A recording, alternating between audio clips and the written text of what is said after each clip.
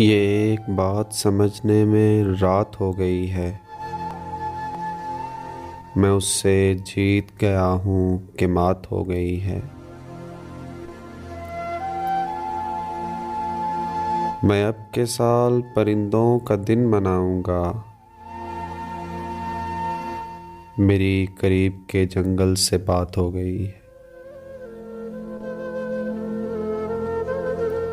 بچھڑ کے تجھ سے نہ خوش رہ سکوں گا سوچا تھا،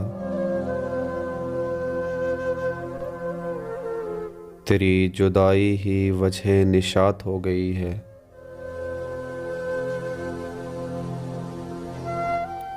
بدن میں ایک طرف دن طلوع میں نے کیا،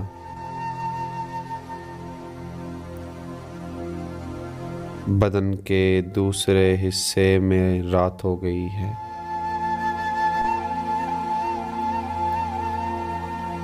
میں جنگلوں کی طرف چل پڑا ہوں چھوڑ کے گھر، یہ کیا کہ گھر کی اداسی بھی ساتھ ہو گئی ہے۔ رہے گا یاد مدینے سے واپسی کا سفر، میں نظم لکھنے لگا تھا کہ نعت ہو گئی ہے۔ میں نظم لکھنے لگا تھا کہ نعت ہو گئی ہے۔